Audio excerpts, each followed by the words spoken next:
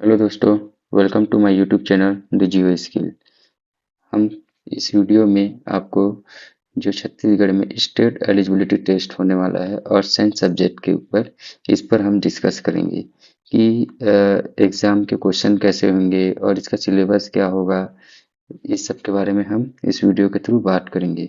देखिए, ये exam first time हो रहा है और इसका अभी तक के किसी भी साइट में सिलेबस अपलोड नहीं हुआ है और इसके साथ साथ ये फर्स्ट टाइम है तो इसका कोई प्रीवियस ईयर क्वेश्चन पेपर भी हमारे पास नहीं है। तो मैंने क्या किया है कि जो अदर स्टेट में जो एग्ज़ाम हुए हैं सेट के अर्थ साइंस सब्जेक्ट पर, उसके कुछ क्वेश्चन पेपर्स मैं इस वीडियो में सॉल्व करता जाऊंगा और एनालिसिस हम करते जाएंगे साथ में कि कैसे क्वेश्चन आ सकते हैं। और इसके साथ साथ थोड़ा सा हम रिवीजन भी करते जाएंगे, टॉपिक वाइज क्वेश्चन के साथ पढ़ते जाएंगे और उससे जो ऑप्शंस हैं उससे रिलेटेड जो भी टॉपिक होगा उसको रिवीजन करते जाएंगे। तो अभी मैंने Andhra state, Maharashtra set, Rajasthan, Assam set और तेलंगाना सेट, इन इन स्टेट में जो सेट एग्जाम हुए हैं जियोलॉजी के, उसके जो क्वेश्चन पेपर हैं उनका मैंने कलेक्शन किया है और उसके जो क्वेश्चंस हैं उसको हम एनालिसिस करके प्रोबेबल क्वेश्चन जो हमारे अपकमिंग सेट एग्जाम है 2024 में जो होगा अभी दिसंबर में या फिर नवंबर में, जो भी डेट डिसाइड हो तो उसका हम एनालिसिस करेंगे।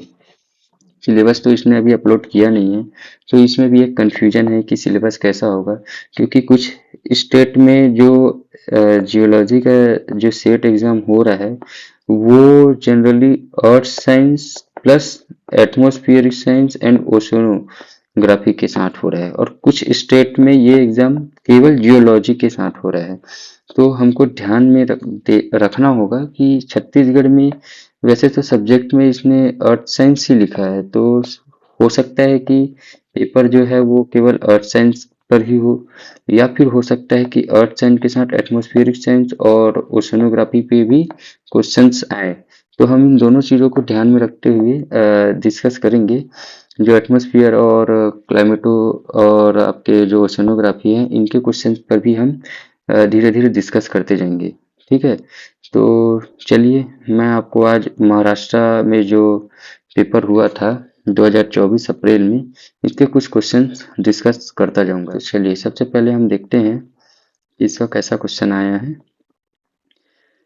जनरली ये जो आपका जो CSIR नेट पेपर होता है जिसमें ओशनो, क्लाइमेटो और जियोफिजिक्स, इसके क्वेश्चंस की परसेंटेज थोड़ी ज़्यादा रहती है। ठीक है, पर आप इस स्टेट वाले जो सेट एग्जाम हो रहे हैं, जो स्टेट एलिजिबिलिटी टेस्ट में जो जियोलॉजी का पेपर हो रहा है, उसमें आप कंटिन्यू देखते जाएंगे कि आपको जो क्वेश्चन मिल रहे हैं वो कंटिन्यू आपको जियोलॉजी से ही क्वेश्चन है। देखिए, ये सारे क्वेश्चन आपको जियोलॉजी से ही। तो एक ओवरव्यू अगर हम देखें, ये देखिए इस क्वेश्चन को, जिनकी जियोलॉजी स्ट्रांग है उनके लिए बहुत बेनिफिट होगा और जिनकी नहीं है कोई बात नहीं, हम क्वेश्चन पेपर जब डिस्कस करेंगे तो ये धीरे धीरे हमारा स्ट्रांग होता चला जाएगा। ठीक है, तो आप लोग बस इस वीडियो को फॉलो करते जाइए, क्वेश्चन पेपर जो मैं आपके सामने लाता जा रहा हूँ इसको सॉल्व करते जाइए और इस जो क्वेश्चन पेपर है इसका आंसर की और क्वेश्चन पेपर जो है ये दोनों मैं गूगल ड्राइव बना के एक लिंक शेयर कर दूंगा, तो आप वहां से इसको कलेक्ट कर लीजिएगा। ठीक है, देखिए इसमें सारे क्वेश्चन आपके जो दिख रहे हैं ये आपको जियोलॉजी के ही क्वेश्चन पेपर दिख रहे हैं। ठीक है, जबकि इस पेपर का नाम आपका प्लानिटरी साइंस है। इसमें प्लानिटरी साइंस के साथ साथ एटमॉस्फेरिक साइंस ओशन भी लिखा है, फिर भी इसमें जो परसेंटेज आपको दिख रहा है जनरल व्यू अगर देखें तो आपको जियोलॉजी के क्वेश्चन इसमें ज़्यादा हैं। तो ये हमारे लिए एक बेनिफिट हो जाता है, जिनको ओशनो और क्लाइमेटो जिनकी स्ट्रांग नहीं होती है, जो ट्रिकी क्वेश्चन में ओशनो और क्लाइमेटो के स्टक हो जाते हैं, तो उनके लिए ये सीधा फैक्ट होता है। और इसके साथ साथ दूसरी बात यह है कि इन क्वेश्चंस में आपको कुछ फैक्चुअल और कुछ कॉन्सेप्चुअल दोनों का मिक्सिंग दिख रहा है आपको। जैसे कि आपको मैं ये क्वेश्चन दिखा रहा हूँ, विच of the following is not a craton. ये आपको क्लियर इसमें पता होना चाहिए कि ईस्टर्न घाट जो है ये मोबाइल बेल्ट है। ठीक है ना, तो हमको ये पता होना चाहिए कि ईस्टर्न घाट मोबाइल बेल्ट है, बस्टर क्रेटन है, धारवाड़ और सिंगभूम तीनों क्रेटन है। तो ये फैक्ट क्वेश्चन है, इसमें कोई कॉन्सेप्ट नहीं है। जबकि सीएसआईआर नेट में क्या होता है कि ये कॉन्सेप्चुअल आ जाएगा। ये क्वेश्चन आपको पूछेगा कि अगर ईस्टर्न घाट इस डायरेक्शन में मूव कर रहा है और सिंगभूम उसके ऊपर में है, तो किस रेट में यहाँ पे सबडक्शन हो रहा होगा या अबडक्शन हो रहा होगा। तो ओरोजिनी का जो फॉर्म हो रहा है वो अबडक्शन से है कि सबडक्शन से है। तो ये दोनों डिफरेंस यहाँ पे आपको दिख रहा है। ठीक है, आपको ये देखिए कितना simple question, the boundary between vadose and phreatic zone is called. अब आपको इसका आंसर पता होना चाहिए। देखिए, ग्राउंड टेबल कोई वर्ड नहीं होता, वाटर लाइन कोई वर्ड नहीं होता, वाटर डेप्थ तो डेप्थ होगा, जो वाटर का डेप्थ बताएगा, सीधा आंसर इसका वाटर टेबल हो जाएगा। तो आपको ये चीज थोड़ा सा एक एनालिसिस करते हुए चलना है कि कैसे क्वेश्चन आ रहे हैं यहाँ पे। ठीक है, और वैसे मैं आपको पूरे क्वेश्चन पेपर सॉल्व करवाऊंगा इस वीडियो के थ्रू। तो आप बस फॉलो करते जाइए इस वीडियो को और मेरे साथ क्वेश्चन पेपर सॉल्व करते जाइए। आज हम स्टार्टिंग के 5 क्वेश्चन देख लेते हैं, फिर नेक्स्ट वीडियो में आपको जो नेक्स्ट क्वेश्चन होंगे उसको बताते जाएंगे। ठीक है, तो चलो पहला क्वेश्चन देखिए, विच of the following mineral contain barium. देखिए, अब इसमें जो ऑप्शन कोरंडम है, एपेटाइट है, जिप्सम है और ये सेल्सियन है। ठीक है, तो चारों ऑप्शन में आपको चारों का केमिकल फॉर्मूला पता होना चाहिए। ठीक है, अब जनरली होते ये है कि बहुत से मिनरल जो होते हैं उनके केमिकल फार्मूला हम याद नहीं रख सकते हैं। तो कोई बात नहीं, आपको सारे केमिकल फार्मूला याद नहीं रखना है। जो इसके मिनरल्स के जो फार्मूला है वो याद नहीं रखना है, लेकिन आप इसमें देखेंगे कि ये 3 मिनरल जो हैं ये आपके मोर हार्डनेस स्केल में ही आते हैं। ठीक है ना, तो बेसिक फार्मूला, बेसिक मिनरल है ये सब, तो इनके फार्मूला तो आपको पता होना चाहिए। और ये सेल्सियन जो है ये आपको एक नया मिनरल दिख रहा है, तो ये भी एक एल्युमिनियम सिलिकेट मिनरल है। तो ऐसे क्वेश्चन क्या होते हैं, अगर आपको पता है तो आपसे लग जाएंगे, और अगर नहीं पता है, आपको अगर थोड़ा भी डाउट होता है इसमें कि ये मैंने नहीं सुना है या इसका फॉर्मूला मुझे पता नहीं है, तो आप रिस्क मत लीजिए इसमें। ठीक है, बाकी मुझे जहाँ तक लगता है आपको इनके फॉर्मूला पता होना चाहिए। तो जैसे अगर आपको 3 के भी फॉर्मूला पता है तो आप चौथा एलिमिनेट कर सकते हैं। जैसे कोरंडम Al2O3, सिंपल सा इसका फॉर्मूला एल्यूमिनियम सिल ऑक्साइड है। ठीक है, और एपेटाइट, एपेटाइट आपका एक फॉस्फेट मिनरल है Ca और ये PO4। ठीक है, जिप्सम ये आपका सल्फेट प्लस इसमें H2O का एड है। ठीक है ना, तो आप ये बता सकते हैं। इसके बाद जो फोर्थ ऑफ कैल्शियम, ये आपका एल्यूमिनियम सिलिकेट है जो बेरियम के साथ मिलता है। तो आप सीधा इसका आंसर डी लगा सकते हैं। ठीक है, तो ये फॉर्मूला बेस्ड क्वेश्चन है जिसमें ये इतना भी डेप्थ में आपसे फॉर्मूला नहीं पूछ रहा है। ये जनरल फॉर्मूला है जो आप क्वेश्चन पेपर लगाते जाएंगे तो आपको धीरे धीरे रिवीजन के साथ याद होता जाएगा। अब जैसे ये कोरंडम हो गया, एपेटाइट हो गया, जिप्सम हो गया, आपको जो बाकी मोह हार्डनेस स्केल में जो मिनरल्स आते हैं उनके फॉर्मूला का नाम पता होना चाहिए। ठीक है ना, वो इस तरीके से ये क्वेश्चन सॉल्व हो जाएगा। अब सेकंड क्वेश्चन देखिए क्या है, new metamorphic minerals due to chemical reaction change it. अब यहाँ पे जो वर्ड ये यूज किया है केमिकल रिएक्शन, क्या बोला इसने, केमिकल रिएक्शन। तो हमको ध्यान फोकस में रखना है, केमिकल रिएक्शन जैसे ही इसने वर्ड किया तो आपको समझ में आना चाहिए कि इसमें या तो मिनरल चेंज हो रहा होगा, अगर कोई सॉलिड है और वो हाइड्रस है तो उसका हाइड्रस जो है वो H2O उसमें बाहर निकलेगा, अगर वो कार्बोनेट है तो उसका CO2 बाहर निकलेगा। तो ये सब चीजें हमको जब हम मेटामॉर्फिक मिनरल्स या मेटामॉर्फिक रिएक्शन के बारे में कभी डिस्कस करेंगे तो आपको ये धीरे धीरे समझ में आ जाएगा। ठीक है, तो मैं आपको एक एग्जांपल दे रहा हूँ जो मेटामॉर्फिक रिएक्शन है। जैसे कि देखिए, ये पायरोफिलाइट मिनरल है जो मेटामॉर्फिक रिएक्शन के बाद आपका काइनाइट और एंडालुसाइट में चेंज हो गया, Al2SiO5, इसके साथ क्वार्ट्ज और फिर आपको फ्लूइड H2O दे रहा है। तो ये क्या कर रहा है, चेंज इन फेस हो रहा है। Change in face means what, rearrangement of atom. जो इसका क्रिस्टल सिस्टम था और इसका क्रिस्टल सिस्टम है, दोनों चेंज हो गया। जब दोनों चेंज हुआ तो इसका क्रिस्टल सिस्टम अगर चेंज हो रहा है तो अरेंजमेंट ऑफ एटम भी तो चेंज हो जाएगा ना, अरेंजमेंट ऑफ एटम भी चेंज हो जाएगा। तो यही तो फेस चेंज कर रहा है, ठीक है। और इसके साथ जो सॉलिड था ये भी लिक्विड में चेंज हुआ है। पहले ये आपका हाइड्रस मिनरल है, अब ये जाके फ्लूइड अलग हो गया तो ये H2O अलग हो रहा है, तो ये भी लिक्विड में चेंज हुआ। प्लस क्वार्ज इसका अलग मिनरल चेंज, मतलब मिनरल के दो अलग फेज बन गए यहाँ पे, ठीक है। अब अगर मैं इसका फेज काउंट करूं तो तीन फेज हो गए। एक आपके Al2 SiO5 एल्यूमिनियम सिलिकेट, या इसको कायनाइट एंडालुसाइड बोलेंगे, दोनों में से कोई भी एक हो सकता है। और एक क्वार्ज हो गया, एक फेस ये हो गया। आपने फेस डायग्राम में फेस जब काउंट करते हैं तो हम जितने मिनरल होते हैं उतना फेस काउंट करते हैं, और कंपोनेंट कितना काउंट करते हैं, जो एक्चुअल में कॉमन कंपोनेंट, जो कॉमन आपके जो केमिकल कंपोजिशन होते हैं उसको काउंट करते हैं। तो फेस चेंज और फेस चेंजेस, यहाँ पे कितना फेस है, एक फेस है, यहाँ कितना फेस हो गया, थ्री फेस हो गया। तो चेंज इन फेस किस में हो रहा है, केमिकल रिएक्शन के थ्रू ही हो रहा है। और टेक्सचर फॉर्म और साइज जो होगा ये फिजिकली जो रिएक्शन होगा, अगर आपका प्रेशर हाई है, या आपका रीजनल मेटामॉर्फिज्म जिसको बोलते हैं, या फिर बरियल मेटामॉर्फिज्म बोलते हैं, तो इसमें ये चेंज होगा, ये फिलाइट्स में बन जाएगा, ठीक है, सेल से स्लेट में चला जाएगा। तो हमको ये चीज बेसिक चीजें हैं, इस सब चीजों को समझ के चलना है। कई बार क्या होता है कि change it's texture form and size, अब वो ध्यान नहीं देते केमिकल रिएक्शन को, तो आपको ये सब चीजों को ध्यान में रखना है। फेस चेंज मीन्स अगर कोई एक फेस है तो वो तीन फेस में चेंज हो जा रहा है, तो यही है मेटामॉर्फिक रिएक्शन, ठीक है। तो इसका answer A is correct answer, okay.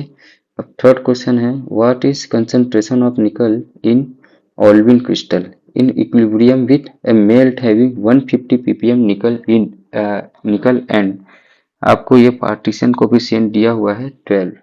अब आपको यहाँ पर कुछ चीजें फैक्ट कॉन्सेप्चुअल चीजें हैं, इसके बारे में मैं आपको थोड़ा बता देता हूँ। देखिए, कोई सॉलिड जो है या कोई सॉलिड रॉक जो है, अगर इस रॉक का हम अगर मेल्ट करें तो जब इसकी मेल्टिंग होती है तो ये पूरा मेल्ट में चेंज नहीं होगा, ठीक है।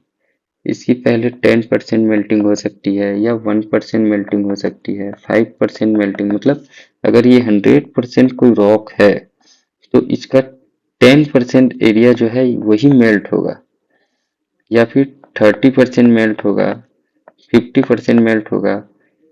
ये एक प्रोसीजर है, धीरे धीरे मेल्ट होता है, ये एकदम तुरंत एक साथ 100% मेल्टिंग में चेंज नहीं होगा, मेल्ट में चेंज नहीं होगा, ठीक है। तो इस चीज को ध्यान में रखना, ये नेचर में जियोलॉजिकल प्रोसेस जब होता है, जब आपका आफ्टर मेटामॉर्फिज्म, जब ये रॉक की मेल्टिंग स्टार्ट होती है तो हमको मेल्ट जो है उसके साथ सॉलिड रेसिड्यू भी मिलता है। रेसिड्यू क्या होता है, रेसिड्यू वही सॉलिड, बचा हुआ सॉलिड जो पहले रॉक था, और उसमें से वो मेल्ट बाहर निकल जाएंगे जो लो टेम्परेचर मेल्टिंग पॉइंट रखते हों, जो लो टेम्परेचर मेल्टिंग पॉइंट रखते हों, ठीक है। ये हाई टेम्परेचर मेल्टिंग पॉइंट वाले रेसिड्यू को छोड़कर बाहर निकल जाएंगे, तो उसको हम डिनोट करते हैं सी लिक्विड से। और जो सॉलिड जो बच जाएगा आफ्टर मेल्टिंग, जो बच जाएगा, जो हाई टेम्परेचर मेल्टिंग पॉइंट रखते हैं, उसको हम बोलते हैं सी ओरिजिन, ठीक है, या सी ओ। अब ये जो कितना मेल्ट होगा और कितना सॉलिड बचेगा, ये दोनों डिपेंड करता है पार्टीशन कोफिशिएंट ऑफ मिनरल। किसी भी मिनरल का पार्टीशन कोफिशिएंट कितना है, तो उस पर डिपेंड करेगा कि किसी रॉक में अगर कोई मिनरल मान के चलिए ऑल्विन है, और इस ऑल्विन को अगर इस रॉक को हम मेल्ट करते हैं तो इस मेल्टिंग के थ्रू ऑल्विन का कितना परसेंट मेल्ट में जाएगा और कितना परसेंट ऑल्विन जो है रेसिड्यू सॉलिड में रह जाएगा, ये डिपेंड करेगा इसके पार्टीशन कोफिशिएंट पे, ठीक है, जिसको हम डिनोट करते हैं डी से, ओके। तो आपको यहाँ पे एक फैक्ट और याद रखना है। एक फैक्ट तो आपने क्लियर कर लिया अभी। दूसरा फैक्ट आप देखिए कि जो सी ओरिजिन होता है और जो रेसिड्यू होता है या ओरिजिन बोल सकते हैं इसको, जो ओरिजिनल है, ठीक है, जो बचा हुआ रेसिड्यू है, और जो सी एल लिक्विड जो है, इसका जो रेशियो होता है वो पार्टीशन कोफिशिएंट डी के इक्वल होता है। अब यहाँ पे ध्यान में रखिए, अगर मैं किसी मिनरल्स को मेल्ट करता हूँ और उस मिनरल को मेल्ट करने के बाद उसका परसेंट अगर सॉलिड में ज़्यादा रह जाता है, सॉलिड में सी आर में ज़्यादा रहेगा और सी एल में कम रहेगा, लिक्विड में मेल्ट में कम रहेगा। अगर मान के चलिए ये आपका एक टब है जिसमें ये आपका एक रॉक का सैंपल है, ठीक है। इस रॉक में अगर मैंने कोई मिनरल लिया ओल्विन, ठीक है, अब अगर इसको मैं एक मेल्टिंग प्रोसीजर से निकालता हूँ तो इसका कुछ पार्ट मेल्ट होगा, ठीक है, और कुछ पार्ट इसका क्या होगा, बच जाएगा। तो इसको हम रेसिड्यू बोल देते हैं जो बच जाएगा, और इसको हम क्या बोल देते हैं, मेल्ट बोल देते हैं जो मेल्ट हो जाएगा। तो अगर इस ओल्विन का या कोई भी ट्रेस एलिमेंट का किसी भी मिनरल का कुछ हिस्सा यहाँ रह जाता है और कुछ यहाँ रह जाता है, तो हम चेक करेंगे कि कितना मेल्ट में है और कितना रेसिड्यू में है। इसके बेस पे हम बताते हैं कि ओल्विन उस रॉक में कितना कॉम्पिटिबल है या इनकॉम्पिटिबल है, या उस मेल्ट में कितना कॉम्पिटिबल है और इनकॉम्पिटिबल है। तो इसका रेशियो अगर मैं निकालूं, इसको हम सी आर या सी ओ बोल सकते हैं, इसको हम सी एल बोलते हैं। C R upon C L, अगर जो वैल्यू डी पार्टीशन कोफिशिएंट है, इसकी वैल्यू अगर 1 से ज़्यादा है, ठीक है, 1 से ज़्यादा है मतलब आपका रेसिड्यू में ओल्विन का परसेंट ज़्यादा है एज कंपेरिजन टू मेल्ट में, तो ये मिनरल रॉक के साथ कॉम्पिटेबल है।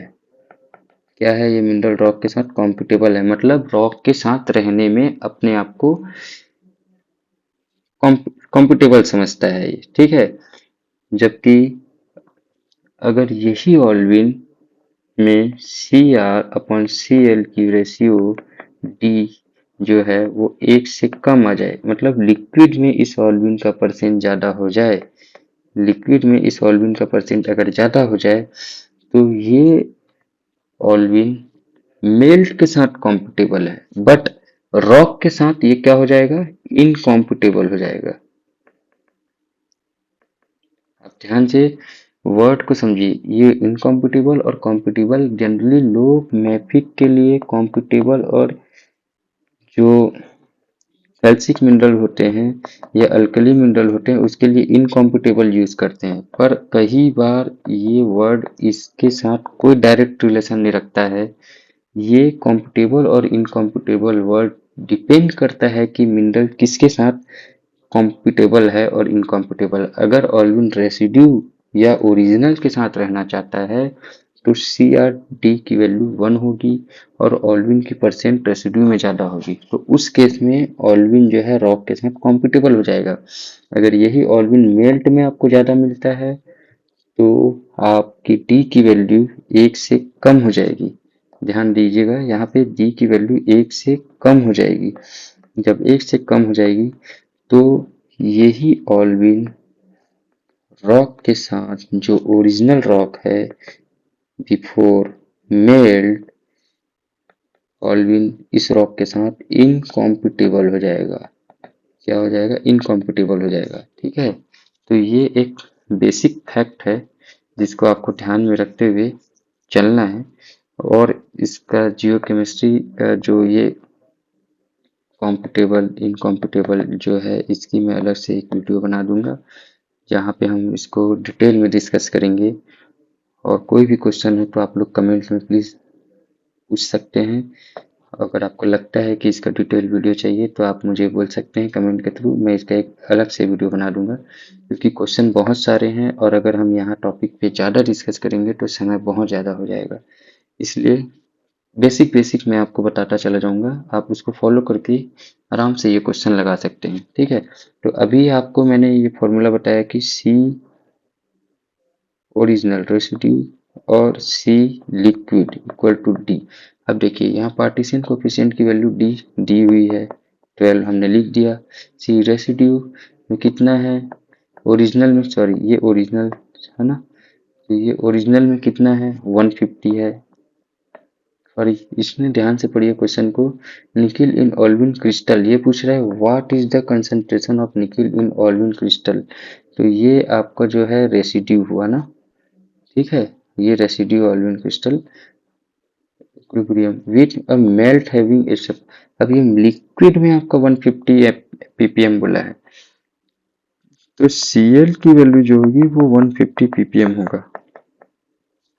ध्यान में रखिए, मैंने आपको प्रोसीजर जो बताया है अभी, कोई मिनरल है इसकी मेल्टिंग पे बताया है, ठीक है, पर क्वेश्चन आपसे पूछ रहा है कोई मेल्ट है और उसकी क्रिस्टलाइजेशन पे बात कर रहा है। ये सेम फैक्ट है, कोई अलग नहीं है, बस आपको इस फॉर्मूला को याद रखना है, C L upon C O upon C L equal to T. But इसमें जब ये मेल्ट क्रिस्टल में जब बनता है तो डी की वैल्यू, जो डी ग्रेटर देन 1 और डी लेस देन 1 के लिए जो कंडीशन हमने बताया था, कॉम्पिटेबल और इनकॉम्पिटेबल, ये रिवर्स हो जाएगा, ये रिवर्स हो जाएगा। तो हम लेटर ऑन कोई वीडियो आए तो हम इस पर पूरा डिटेल डिस्कस करेंगे। अभी आपको केवल इस फॉर्मूला को ध्यान में रखना है और एक हमको अभी क्वेश्चन का ओवरव्यू लेते जाना है कि कैसे कैसे क्वेश्चन आ रहा है और बनते जा रहा है।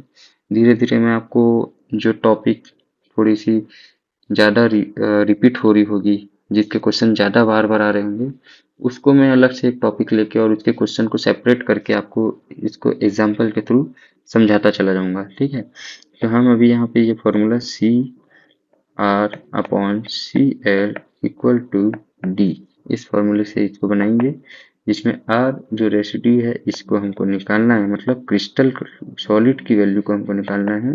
और यहाँ आपको दिया हुआ है सी एल में 150 है इंटू 12, तो ये आपका पीपीएम में चल रहा है अभी। अब इस पीपीएम की वैल्यू को अगर हम देखें तो कितनी वैल्यू आ रही है आपकी, यहाँ पे मैंने ये बनाया हुआ है, ये 1800 पीपीएम आ रहा है। ठीक है, और इसने पूछा है आंसर वेट परसेंट में, तो आप इसको चेंज कर दीजिएगा वेट परसेंट में। तो कैसे चेंज करेंगे wait percent, 1800 divide by 10⁶ into 100। ठीक है, तो 18 कर देते हैं इसको, ये दो और ये दो 4 कट गए तो कितना होगा 10⁻²। ठीक है, तो आप 18 डिवाइड 100 करेंगे तो 0.8% आपका आ गया ये 8%। तो option A is correct answer. और बाकी इसके जो कॉन्सेप्चुअल फैक्ट हैं कि ये कैसे क्रिस्टल में इसका कॉम्पिटेबल किसको बोलेंगे, इनकॉम्पिटेबल किसको बोलेंगे, डी की वैल्यू क्या होती है, सी एल कब क्या लेना है, सी आर कब क्या लेना है, और ये मैंने जो आपको पहले बताया वीडियो, ये मेल्टिंग प्रोसीजर पे बताया, अभी ये क्रिस्टलाइजेशन प्रोसीजर पे अलग से इसका कॉन्सेप्ट होगा, तो इसका हम डिटेल डिस्कस करेंगे। ओके, तो हम नेक्स्ट क्वेश्चन की तरफ बढ़ते हैं। क्वेश्चन नंबर 4 देखिए, ये लेड है और isotopic data from southern hemisphere show compositional similarity to EM type of mantle reservoir is known as. देखिए, ये जो क्वेश्चन होते हैं ना, ये सब क्वेश्चन रिसर्च के पेपर में आपको मिलेंगे। आपको ये सब क्वेश्चन सिलेबस में भी मेंशन नहीं करता है और इतना डिटेल में आप पढ़ेंगे तो इन सबको याद भी नहीं रख पाएंगे, तो ऐसे क्वेश्चन छोड़ने के लिए होते हैं। और अगर आपसे बन जाता है तो अच्छी बात है। ठीक है, मैंने जब गूगल में सर्च किया तो इसका ऑप्शन डी है करेक्ट आंसर है। तो आप ध्यान में रखिए कि ऐसे क्वेश्चन अगर आए, अगर आपसे बनता है तो ठीक है, नहीं तो आप आगे बढ़िए। ठीक है, देखिए क्वेश्चन नंबर 5 जो है, higher ratio of strontium 87 upon strontium 86 and lower value of epsilon neodymium are observed in continental flood basalt because of its derivation from deeper mantle source due to lower amount of partial melting, entrainment of mantle material और assimilation of continental crust। अब ध्यान से आप थोड़ा सा इस relation को देखिए कि स्ट्रोंशियम न्यूडियम का क्या कनेक्शन है आपके मेल्टिंग से और आपके इससे मेंटल से और क्रस्ट से। ठीक है, देखिए यहाँ इस डायग्राम को आप ध्यान से देखिए, ये आपका अर्थ का इंटरनल मेंटल मैंने यहाँ एक कंडीशन पे लिया है, ये आपका मेंटल है। ठीक है, मैं पेन का कलर चेंज कर लेता हूँ। ये देखिए, ये जो आपका समीडियम है ये आपके मेंटल पे शो कर रहा है और आपका जो रूबिडियम है ये आपके अर्थ क्रस्ट पे है। ठीक है, अब ध्यान से देखिए, इनके डॉटर एलिमेंट को आप पहले ध्यान में रखिए। रूबिडियम जो होता है ये अपने डीके के बाद स्ट्रोंशियम देता है। ठीक है, और समेरियम जो है ये डीके के बाद न्यूडियम देता है। ओके, तो अगर मुझे कहीं पे स्ट्रोंशियम मिल रहा है तो मैं ये कह सकता हूँ कि वहां पे रूबिडियम होगा या हो पहले कभी था। डॉटर, अगर मुझे न्यूडियम मिल रहा है तो मैं ये कह सकता हूँ कि वहां पहले समेरियम था जिसका डिके होने के बाद न्यूडियम मिला है। पर आपको एक चीज और ध्यान में रखना होगा कि अगर स्ट्रोंशियम आपका 86 है और एक होता है स्ट्रोंशियम 87। ठीक है, स्ट्रोंशियम 87, तो दोनों में कंफ्यूज मत होइए। जो स्ट्रोंशियम 87 होता है ये आपका डॉटर होता है और स्ट्रोंशियम 86 जो होता है ये आपका डॉटर नहीं होता, ये आपका रियल एलिमेंट है जो अर्थ में प्रेजेंट होता है विदाउट एनी डिके, ये अर्थ में होता है। ठीक है, तो हम इसका यूज क्यों करते हैं? अगर कोई एलिमेंट अर्थ में ऑटोमेटिक बढ़ रहा है या कम हो रहा है, इसको हमको चेक करने के लिए कोई एक आइडियल एलिमेंट तो चाहिए ना, जिससे हम इसको कंपैरिजन करके बता सकते हैं कि इसके रिस्पेक्ट में ये बढ़ रहा है या कम हो रहा है। तो इसीलिए हम स्ट्रोंशियम 86 जो आइडियल होता है, जो अर्थ में प्रेजेंट रहता है, उसके साथ इसका रेशियो स्टडी करते हैं। किसका? स्ट्रोंशियम 87 का। ठीक इसी तरीके से सेमेरियम से जो डीके, सेमेरियम की डीके से जो नियोडियम बनता है, इसको भी हम इसके भी दो एलिमेंट होते हैं, एक जो होता है डॉटर होता है, ठीक है, और एक आपका होता है रियल एलिमेंट जो अर्थ में पहले से प्रेजेंट होता है। तो ये 143 जो नियोडियम है ये आपका डॉटर है। डॉटर मीन ये सेमेरियम के डीके से बना है। और जो आपका नियोडियम 147 जो है, सॉरी 144 जो है, ये आपका रियल एलिमेंट है जो अर्थ क्रस्ट में मौजूद है या अर्थ में प्रेजेंट है। ठीक है, ओके, तो यहाँ तक आपको क्लियर हो गया होगा। अभी मैं आपको ये बताना चाह रहा हूँ कि ये सब के पोजीशन क्या है। हमको ध्यान में रखना है कि समीरियम जो होता है वो मेंटल में मिलता है। ठीक है, ये एक की फैक्ट है, आपको उसको ध्यान में रखना है। अब इसके मेंटल में मिलने के पीछे भी इसका एक केमिकल और केमिस्ट्री है जो हम जियो केमिस्ट्री में कभी पढ़ेंगे कि क्यों ये मेंटल में मिलता है और आरबी क्रस्ट में क्यों मिलता है, क्या इसकी आयनिक रेडियस ऐसी क्या है जो इस जिसकी वजह से ये आपको क्रस्ट में ही मिलेगा और समेरियम जो है वो मेंटल में ही मिलेगा। ठीक है, तो इन सब चीज़ों को हम आगे स्टडी करेंगे, पर ये जो क्वेश्चन है इसके लिए आपको जो बेसिक है वो पता होना चाहिए कि किसका डॉटर एलिमेंट क्या है और कौन पेरेंट एलिमेंट है जिससे ये डॉटर बन रहा है। ठीक है, तो रुबिडियम जो है ये हमको क्रस्ट में मिलता है। अगर हम इसके हाफ लाइफ का जो एज है उसके बाद हम अगर इसको देखें तो ये रुबिडियम जो है वो आपके स्ट्रोंशियम 87 में डिके हो चुका रहेगा। ठीक है, तो अगर आज हमको यहाँ पे रुबिडियम दिख रहा है क्रस्ट में, तो करीब 45,000 ईयर के बाद ये आपको यहाँ पे रुबिडियम चेंज हो जाएगा, डिके हो जाएगा स्ट्रोंशियम 87 में। ठीक है, तो अब तब आपको यहाँ पे स्ट्रोंशियम दिखना स्टार्ट हो जाएगा, तब आप बोलेंगे कि यहाँ पहले रुबिडियम था। इसी तरीके से अगर सेमेरियम है और इसमें आपको नियोडियम 143 दिखना स्टार्ट हो जाए इसके हाफ लाइफ में 1 लाख ईयर के बाद, ठीक है, तो आप बोल सकते हैं कि वहाँ पहले सेमेरियम था जिसकी वजह से हमको आज नियोडियम दिख रहा है। तो आपको ये फैक्ट क्लियर हो गया होगा। अब इस क्वेश्चन में हम डायरेक्ट आते हैं।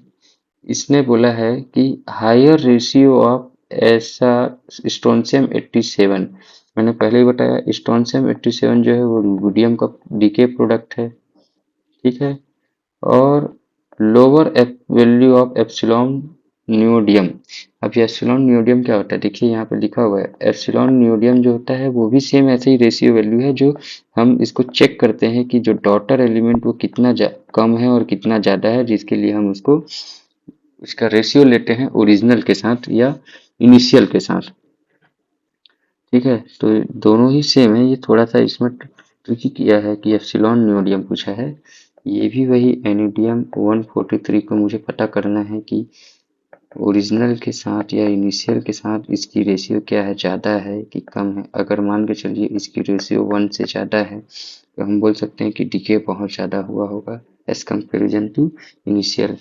ऐसे ही इसमें भी अगर एसआर बहुत ज़्यादा है, 1 से ज़्यादा है, तो हम बोल सकते हैं कि इनिशियल के कंपेरिजन में जो डीके प्रोडक्ट ऑफ स्ट्रोंशियम है वो ज़्यादा होगा। तो यहाँ पे आपको ज़्यादा कंफ्यूज नहीं होना है, आप सिंपल से इसमें आप देखिए इसने बोला है higher ratio of SR strontium 87 86, मतलब आरबी के जो प्रोडक्ट से एसआर बना है ये ज़्यादा है। क्लियर? ठीक है, और दूसरा बोल रहा है लोअर वैल्यू ऑफ एप्सिलॉन न्यूडियम, मतलब आपका जो एनडी न्यूडियम 143 अपॉन न्यूडियम 144 में ये वैल्यू लोअर है, मतलब आपका जो इनिशियल है ये ज़्यादा है, ये कम है। मतलब एसएम सेमेरियम से जो न्यूडियम बना है 143 ये क्या है, कम है। तो observe in continental flood basalt, जो फ्लड बेसॉल्ट आ रहा है इसमें, अब देखिए ये बेसॉल्ट है, ये मैफिक कंपोजिशन को लेके जा रहा है। ठीक है, बेसिक टू मैफिक कंपोजिशन को लेके जा रहा है। तो उस बेसॉल्ट में अगर आपको सेमेरियम नहीं मिल रहा है, अब सेमेरियम को मैंने क्या बताया कि वो मेंटल में होता है, मेंटल का कंपोजिशन शो करता है, और सेमेरियम अगर हमको उस बेसॉल्ट में नहीं मिल रहा है, क्यों नहीं मिल रहा है, क्योंकि उससे जो निकलने वाली डीके प्रोडक्ट है वो तो कम है ना। तो ऑब्वियसली सेमेरियम जो है वो हमको बेसॉल्ट में नहीं मिल रहा है, और हमको क्या ज़्यादा मिल रहा है, रुबिडियम से मिलने वाली प्रोडक्ट स्ट्रोंशियम ज़्यादा मिल रहा है। तो हम बोल सकते हैं कि डीपर मेंटल सोर्स से ये तो नहीं बना होगा, क्योंकि सेमेरियम से हमको क्या मिलता है, नियोडियम 143 मिलता है जो कि कम है, मतलब डीपर मेंटल सोर्स से तो बना ही नहीं है। Due to lower amount of partial melting, अगर lower amount of partial melting होता है तो आपका ये एल्कलाइन मटेरियल हो जाता है, और एल्कलाइन मटेरियल में आप बोल सकते हैं कि सेमेरियम होगा नहीं। अगर सेमेरियम नहीं है तो आप ये भी बोल सकते हैं कि नियोडियम कम है, तो ऑप्शन 2 में भी करेक्ट हो सकता है। ठीक है, तो हम आगे देखते हैं एंट्रेनमेंट ऑफ मेंटल मटेरियल, ये तो होगा नहीं क्योंकि सेमेरियम फिर से नहीं है, एंड जब न्यूडियम 143 ही कम है तो सिमीरियम कम है, तो मेंटल मटेरियल को तो ये भी नहीं प्रूव करेगा।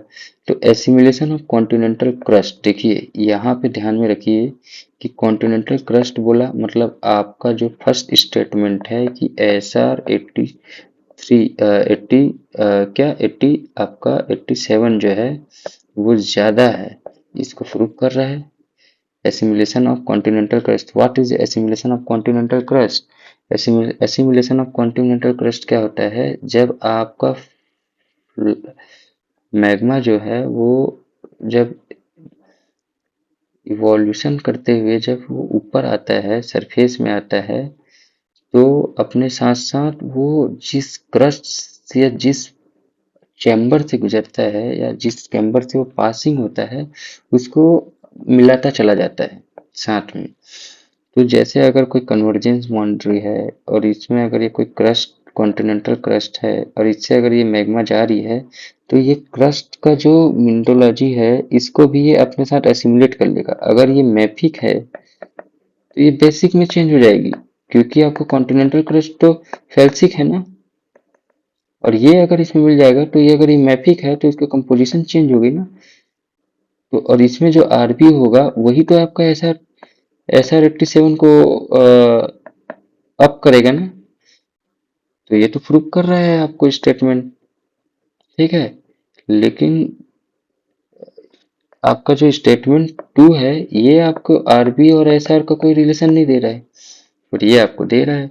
और दूसरी चीज, अगर एसिमिलेशन ऑफ कॉन्टिनेंटल क्रस्ट हो रहा है तो आपका जो एनडी की जो रेशियो पहले, अगर मान के चलिए अगर मेंटल से आ भी रही है कोई मेल्ट में, अगर 10% एम डी एस एम है जिससे वो एन डी में चेंज हो रहा है, अब अगर मैं इसमें क्रस्ट का कंपोजिशन जो मेल्ट होके मिलता जा रहा है तो ये 10% तो रिड्यूस होगा ना, 2% के आसपास चला जाएगा। तो lower lower the epsilon N D, ये भी प्रूफ हो रहा है। तो इस बेस पे मैं बोल सकता हूँ कि आपका जो ऑप्शन 4 है ये करेक्ट हो जाएगा, ठीक है। तो आई होप आपको ये ओवरव्यू समझ में आया होगा। मैंने आपको एक जनरल आइडिया दिया है, वैसे तो ये बहुत वास्ट टॉपिक है और इसको बहुत ध्यान से समझना होगा। तो मैं कुछ बुक प्रेफर करूँगा जिसको आप पढ़ेंगे तो ये आपको क्लियर हो जाएगा, ठीक है। इसके बाद हम नेक्स्ट क्वेश्चन की तरफ बढ़ते हैं। Which one of the following uranium isotope is not occurring in the nature. देखिए ये है आपका फैक्ट क्वेश्चन, अब ये आपको पता होना चाहिए। आपको नहीं पता है तो आप इसको देखते रहिए क्वेश्चन के थ्रू, तो आपको ये धीरे धीरे याद होता जाएगा, ठीक है। यूरेनियम 235 के साथ आपको लेड 207 मिलता है, ठीक है। यूरेनियम 234 इसका कोई रोल नहीं होता है। यूरेनियम 238 आपको लेड 206 के साथ प्रेजेंट होता है, ये इसके डॉटर एलिमेंट हैं, ये इसका डॉटर है लेड, ठीक है। और यूरेनियम 232 जो है ये होता नहीं है नेचर में, आपको थोरियम 232 मिलेगा जिसका डॉटर एलिमेंट लेड 208 है, ठीक है। तो आप ध्यान में रखिएगा इस चीज को, ओके। अब आज नेक्स्ट क्वेश्चन में बढ़ते हैं। Composition of the resultant partial melt is different from the composition of the original rock primarily because of. मैं आपको प्रीवियसली एक क्वेश्चन में ये चीज डिस्कस किया हूँ कि आपका जो कोई सॉलिड है अगर वो मेल्ट हो रहा है तो उसका लोअर टेम्परेचर, मैंने यहाँ बताया लो टेम्परेचर मेल्टिंग पॉइंट या पार्टीशन कोफिशिएंट, इन सब के बेस पे वो डिपेंड करता है कि वो कितना मेल्ट में होगा और कितना सॉलिड में होगा, ठीक है। तो ये क्वेश्चन कुछ ऐसा ही है कि composition of the resultant partial melt, आपका जो मेल्ट जो है अगर कोई रॉक है अल्ट्रामेफिक रॉक या जो भी कोई रॉक है और अगर वो मेल्ट होता है तो different from the composition of the original primary rock. अब इसका जो मेल्ट पोर्शन बनेगा वो इस ओरिजिनल जो रॉक होगा उससे इसका डिफरेंस होगा, और इसका रेसिड्यू होगा वो भी इससे डिफरेंस होगा। क्यों? क्योंकि उसका कुछ परसेंट तो मेल्ट में चला गया है। ठीक है, तो ऐसा क्यों होता है? ऐसा इसलिए हो रहा है कि हो सकता है कि आपका जो मिनरल है वो लो टेम्परेचर मेल्टिंग पॉइंट रखता हो, और अगर लो टेम्परेचर मेल्टिंग पॉइंट रखता हो, अब इस रॉक को मैं अभी 800 डिग्री सेंटीग्रेड से 1000 डिग्री सेंटीग्रेड पर लेके चला जाऊं, तो जो मिनरल 1000 सेंटीग्रेड पे मेल्ट में चेंज हो जाते हैं वो तो इस मिनरल से बाहर निकल जाएंगे और मेल्ट में आ जाएंगे, और जो मिनरल 1200 डिग्री सेंटीग्रेड में मेल्ट होते हैं वो रह जाएंगे रेसिड्यू में तब तक, अंटिल जब तक आपका टेम्परेचर 1200 डिग्री सेंटीग्रेड ना हो। तो हम सीधा इसमें अगर ऑप्शन देखें, मेल्ट इंड्यूस्ड बाय बायोन्सी, इसका कोई रिलेशन नहीं है इससे। Option B, varying amount of fractional crystallisation, not, क्योंकि फ्रैक्शनल क्रिस्टलाइजेशन अगर 10% होता है या 50% होता है, ये डिपेंड करता है कि मिनरल की मेल्टिंग टेम्परेचर क्या है। ठीक है, और टेम्परेचर क्या है, उसी के बेस पे हम ये फ्रैक्शनल क्रिस्टलाइजेशन करा सकते हैं या होता है। The difference in melting temperature of mineral, ये देखिए option C, this is correct answer. Similarity in melting temperature of mineral, अगर सिमिलरिटी हो जाएगा मेल्टिंग टेम्परेचर में तो ये दोनों मेल्ट होके मेल्ट में क्यों जाएगा, ये तो इसी में रह जाएगा। और जो रेसिड्यू में जो जो मिनरल होंगे, ऑल्विन, पैरोक्सिन, एम्फीबोल, इसमें सिमिलरिटीज है। और इसने पूछा है कि different from the composition of original rock, तो ये जो ओरिजिनल रॉक की कंपोजिशन से डिफरेंस है वो क्यों है, क्योंकि डिफरेंट मेल्टिंग टेम्परेचर है।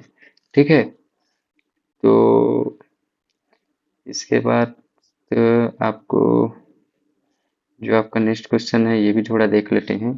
Crystallisation of new phlogopite mineral in the existing peridotite is example of which of the following process. ये देखिए, ये क्वेश्चन भी पूरा रिसर्च पेपर पे बेस्ड क्वेश्चन है। मैंने इसका एक कट यहाँ पे रखा है रिसर्च पेपर का। जो इसका आंसर जो है, ये पेटेंट मेटासमोजन ऑफ हार्ट। ठीक है, तो आप इसमें थोड़ा सा देखिए, इसमें आप इसको पॉज करके आप पढ़ लीजिएगा, इसमें ये दिया हुआ है।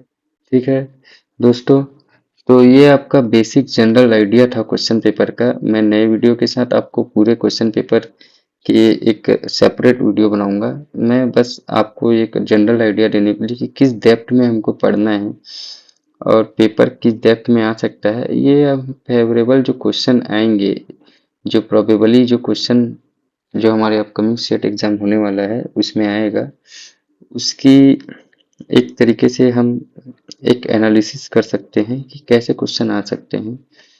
ज़्यादा आपको डेप्थ में भी नहीं पूछ रहा है और ये ज़्यादा आपको लाइट भी क्वेश्चन नहीं है, मतलब बहुत इजी वे में भी चला जाए ऐसा क्वेश्चन भी नहीं है। तो आप बस क्वेश्चन पेपर लगाते रहिए। और कुछ बुक्स हैं, जैसे कि आपका एक बुक है आपका अर्थ मटेरियल, ये बुक आप डेली इसको पढ़ते रहिए, फॉलो करते रहिए इस बुक्स को, ये आपका बेसिक स्ट्रॉन्ग करता जाएगा। ठीक है, और मेरे साथ इस वीडियो को फॉलो करते हुए आप क्वेश्चन पेपर लगाते रहिए, जो मैं आपको अर्थ मटेरियल से रिगार्डिंग जितने भी कोई भी टॉपिक्स होंगे वो मैं यहीं डिस्कस करता जाऊंगा, तो आपका रिवीजन भी होता जाएगा। और साथ में जो कुछ फैक्चुअल क्वेश्चन है, जैसे कि ये फॉर्मूला है, ये आप लोग भी साथ में देखते देखते लिखते जाइए इसको। ठीक है, तो और इसके बाद हम कुछ जो दूसरे स्टेट के एग्ज़ाम हैं, जैसे कि आपका तेलंगाना सेट हो गया, आपका ये महाराष्ट्र हो गया, असम हो गया, यहाँ के कुछ जो मेरे फ्रेंड्स हैं जो वहाँ ये पेपर दे रहे हैं या दे चुके हैं, तो उनके थ्रू मैं इसका पीडीएफ निकाल के उसका भी कुछ डिस्कशन आपसे करूँगा। और बाकी जो सिलेबस तो इसने अभी अपलोड नहीं किया है, तो जो एक जनरल जो सिलेबस है वो तो यही है कि आपका जियोलॉजी के पेट्रोलॉजी कोर्स जो है, इग्नियस, मेटामॉर्फिक, सेडिमेंट्री, ठीक है, मिनरोलॉजी और जियो केमिस्ट्री, इकोनॉमिक जियोलॉजी, या बोल सकते हैं और जियोलॉजी। ठीक है, और इसके साथ आप देख लीजिएगा साइड में स्ट्रक्चरल जियोलॉजी और आपका सबसे जो इम्पोर्टेंट जियोमॉर्फोलॉजी। ठीक है, इन सब जो कोर सब्जेक्ट हैं, जो इन पर आप फोकस बना कर रखे रहिए। पैलेंटोलॉजी कुछ लोगों के लिए इजी होता है, कुछ लोगों के लिए ये थोड़ा सा टिपिकल होता है, तो कोई बात नहीं, इसको भी हम देखते जाएंगे। स्ट्रेटिग्राफी एक सब्जेक्ट है, इसके ऊपर भी आप ध्यान रखिए। इसके जो मेन आपके स्ट्रेटिग्राफी है उसको जो आपके जो चैप्टर हैं वो मैं आपको बता दूंगा, आप उसको पढ़ते जाइए।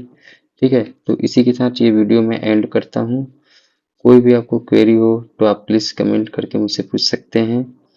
Okay, thank you.